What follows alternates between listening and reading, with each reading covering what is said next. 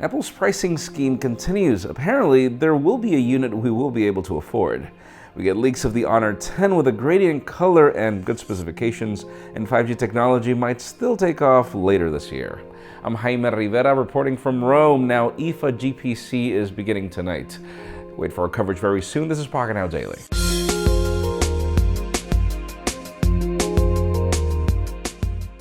The official news today begin with deals. If you're in the market for the Samsung Galaxy S9 and S9 Plus, and I'm really shocked that deals have pretty much already begun. We're talking about $150 off in certain retailers. And then in the case of Verizon, you can get as much as $300-something off, depending on what combination you get. Obviously, there are some limitations. You can learn about everything in the description. Now let's talk about the iPhone SE 2. We thought we wouldn't be getting this phone, and we've got some sources that already have a model number and a possible launch that'll happen sometime between May and June. Makes a lot of sense. WWDC is around the corner. We still don't have specs or prices, but it seems that it's still coming. Now, let's talk about 5G. We were expecting this to be a reality more as of next year, and it might still be the case when it comes to deployment, but the auctions from the FCC are now officially happening on November 14, Qualcomm being the largest innovator in this department, pretty much providing all the technology needed for 5G. So yeah, we really can't wait to see exactly how this is going to pan out over time, as obviously even if the technology launches this year, you'll need a phone that's compatible with it, which most likely won't launch until next year. Now let's talk about the Honor 10. We are expecting an event to happen from Honor later within the next couple of weeks.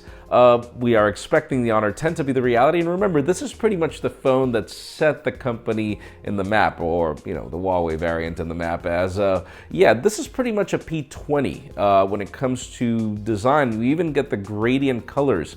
We've got a Kirin 970 processor. Cameras are not necessarily the same, but it still is a great phone. We can't wait to see what we get.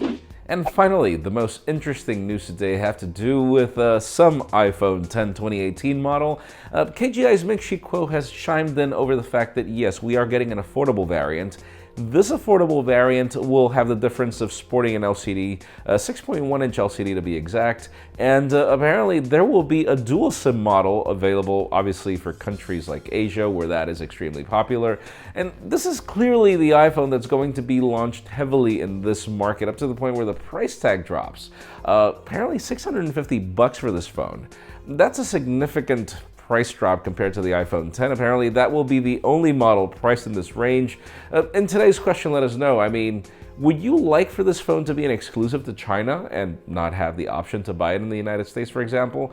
Because in my case, I really don't understand why OEMs don't sell dual SIM phones in the States, like seriously. But that's my opinion. Leave us a comment down below. We'd love to know yours. Friends, again, if you want to get the news earlier, follow us on Pocketnow.com and subscribe to our channel by hitting this button up here. You can watch yesterday's Pocketnow Daily up here and our review of the Samsung Galaxy S9 Plus down here. You can also follow me on Twitter, Jaime_Rivera, on Instagram at Jaime Rivera. Please give this video a thumbs up if you like what you saw. I'm Jaime Rivera. Thanks so much for watching. We'll see you tomorrow.